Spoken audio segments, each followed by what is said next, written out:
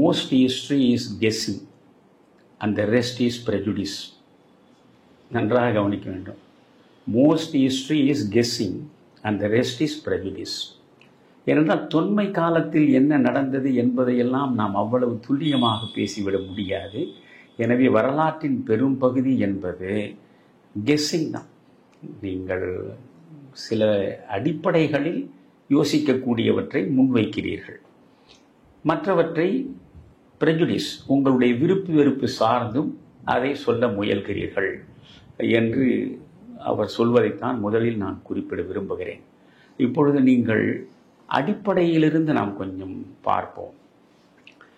நீங்கள் ஒரு மதம் எல்லா மக்களையும் ஒன்றாக இணைக்க முடிகிறதா என்றால் முடியவில்லை.